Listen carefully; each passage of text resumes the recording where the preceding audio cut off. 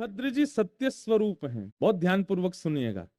आप सबको आवाज आ रही है हमारी? एक एक शब्द ध्यान से सुनिएगा। सत्य, चैतन्य और आनंद, ये तीन रूप भागवत जी के महात्म्य में ठाकुर जी के बताए जाते हैं। सच्चिदानंद रूप आए। श्री बलभद्र जी कौन है? सत्य स्वरूप। या तो जो स्वयं सत्य है उसको सत्य कहें, या जो सत्य बताता है उसको सत्य कहें। बलभद्र जी सत्य स्वरूप क्यों हैं?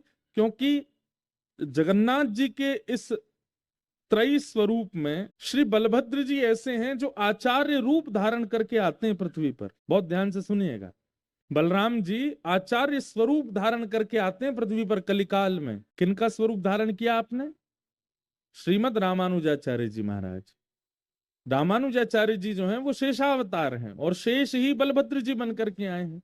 तो आचार्य बनकर के आए हैं, इसका मतलब आचार्य क्या करता है? सत्य की राह दिखाई, सत्य की राह दिखाते हैं। जो सत्य मार्ग बतावे, जो सत्य से अवगत करावे, जो विवेकी बनावे, उसको गुरु कहते हैं। और उन गुरु का स्वरूप इन तीनों महाप्रभु के स्वरूप में से बलभद्र जी ने धारण किया।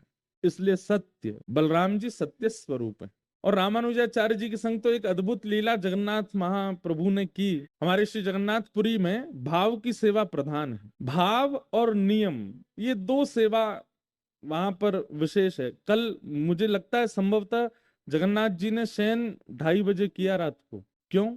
कल एकादशी थी, तो एकादशी पर कुछ सेवाएं अधिक बढ़ जाती हैं, उसके कारण महाप्रभु जी विलंब हो जाता है। तो 2-2:30 बजे ठाकुर जी सोए, 4, 4:30, 5 बजे उठ गए। सोते ही नहीं है। तो वहां नियम से सेवा और भाव की सेवा, ये दो सेवा प्रधान है जगन्नाथपुरी में। कभी ऐसा विचार करें कि भाई रात्रि 11 बज गए, 12 बज गए, ठाकुर जी को शयन करा दें और सेवाएं कुछ अधूरी रह गई हैं, तो शयन नहीं करेंगे ठाकुर, पहले सेवा पूरी होगी, चाहे उसके लिए 4 बज जाए सुबह के, उसके बाद ही शयन होगा ठाकुर जी का। कई बार तो हमें लगता है कि जगन्नाथपुरी में 20-30 मिनट के लिए ही कपाट बंद होते होंगे और फिर खुल जाते होंगे, इतनी देर का ही शयन होता है।